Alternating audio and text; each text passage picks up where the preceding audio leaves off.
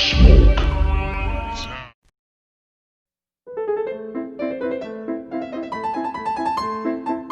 and gentlemen, welcome to the Party of Ministers Annual Convention, a collective of Africa's most unscrupulous, depraved, and ostentatious elite.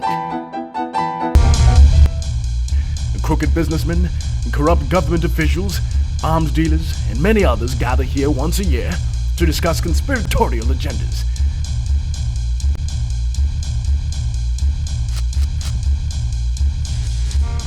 In attendance this year, Chief Dodorowski and his son Dosh. Dodorowski is currently the Minister of Misinformation and Propaganda in his country. In a country of over 20 million people, Dodorowski is 1 out of 9 people who own a plasma TV. His son Dosh was reportedly deported from the US for throwing the loudest party on campus. It was reported that over 200 live animals were slaughtered that day for special African delicacies. Chief St. Fabiola was the head of the central bank in his country. In the first week, he embezzled trillions of dollars. Over the years, he's built a reputation as one of the most dubious persons in Africa. This has earned him a lot of enemies, which has led to over 2,000 assassination attempts. This accounts for his paranoid demeanor.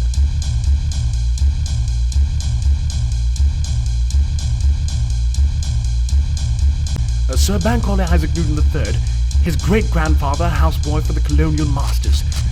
Bankole has the talent to make money gravitate towards him and disappear to thin air.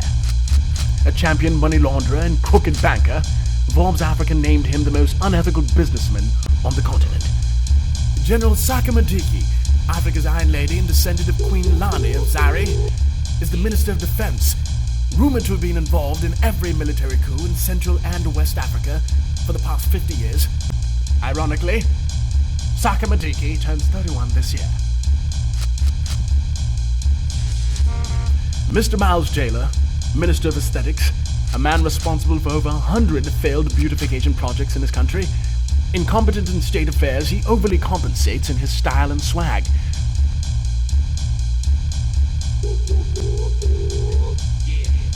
He's also responsible for everyone looking dapper tonight, as he introduced the cabal to his private tailor, who was brutally murdered after putting creases in Chief Dodorowski's pants.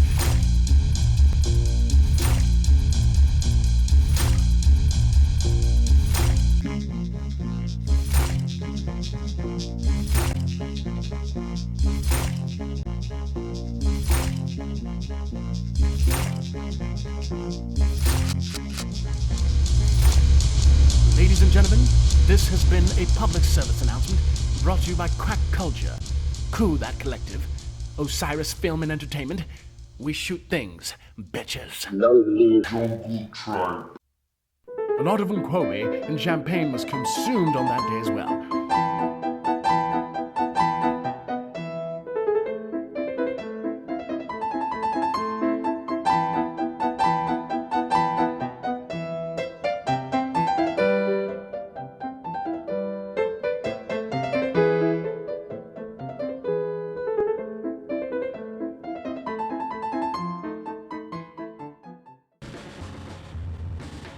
The Republic, a country once with great potential and endowed with numerous resources, but unfortunately overpowered by a group of materialistic corpulent bastards. But finally, the have-nots have had it. On the streets howling, I'm mad as hell and I won't take it anymore. Alas, a protest invokes the long-lost spirit of revolution. Incidentally, on the posh side of town, claiming to be on the side of the have-nots, is a group of pseudo-intellectual leftists, a collage of eccentrics plotting to overthrow the regime.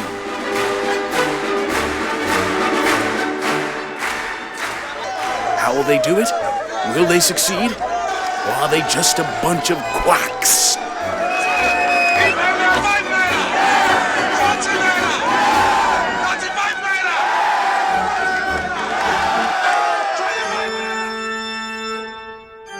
The venue is Count Chibweze's villa, and opening the floor for discourse today is Chibweze's personal assistant, Dr. T.B. Dowder, a mad scientist and illustrious alumni of the Institute of Science and Babalaoology.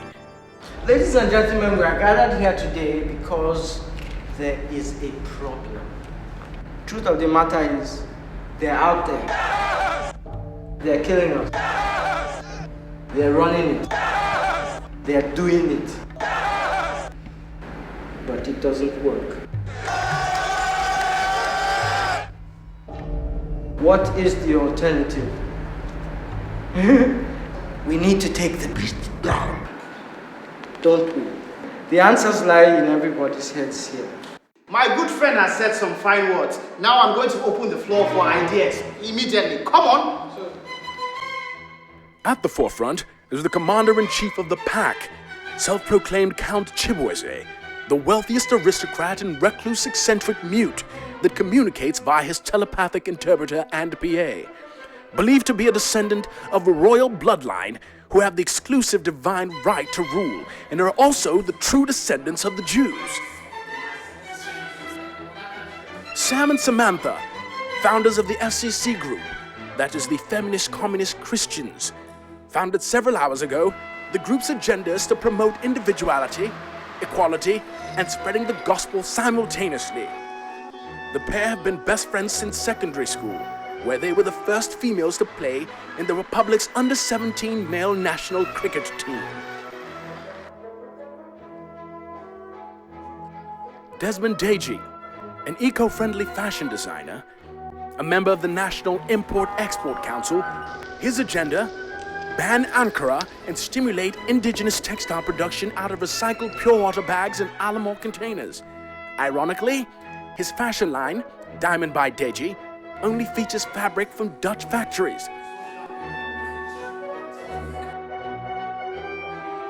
Tunde Bankole Banks, from the famous Banks banking family, his great-great-grandfather ended the trade by barter system and invented cowries. In favor of a cashless society, his grand plan to microchip all citizens, starting at a grassroots level. Miss Eleanor Ciciaco, an architect and founder of the blank canvas theory. How does it work? Destroy society completely in order to rebuild again, starting with tearing down a popular urban slum and using the rubble to sandfill a portion of the Atlantic to build her personal estate of luxury high-rise apartments. Mr. Ken Cruz, head of the independent TV network Golden Goose, currently in the process of shooting a TV miniseries about the Republic's Civil War, starring Idris Elba and Tyra Banks. And last but not least, Lord Choco, aka Auto-Tune Boss. Undoubtedly the biggest pop star on the continent, Choco claims to be a human rights activist and a man of the people. For years now, he's been under the guise of the auto-tune mic, ever since his real voice cracked on tour in Yugoslavia. With his career at the brink of collapse, his plan B is delving into politics, and the ongoing protest couldn't have been at a better time for the aspiring politician to reveal his intention. Communist 1, Communist 2. What is time? My banker. We are loyal. Oh, your card. Thank you. Yes, my people, there's a protest outside. And we all need to go for it. We need to show solidarity. You know, give me that card. Thank you. You know, I'm not wearing shoes, as you can see. This is because I am with the people. So, my people, on the count of 3, we're going to go and join the protest. 1, 2, 3. Come on.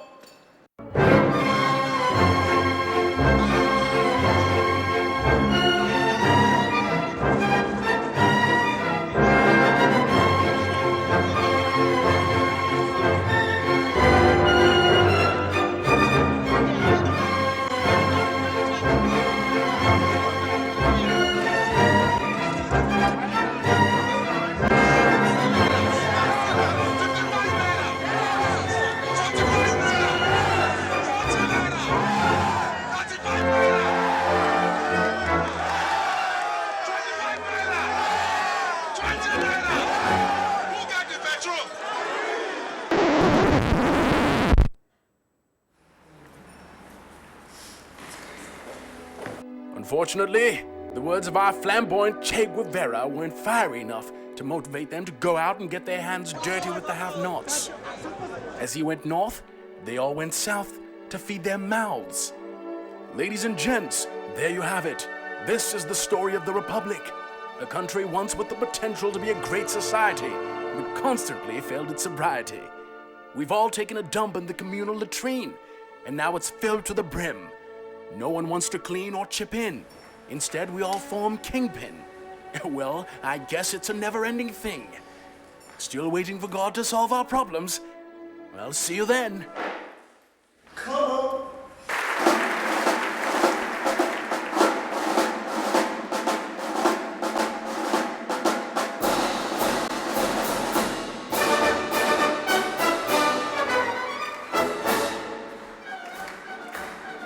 Count Chibueze.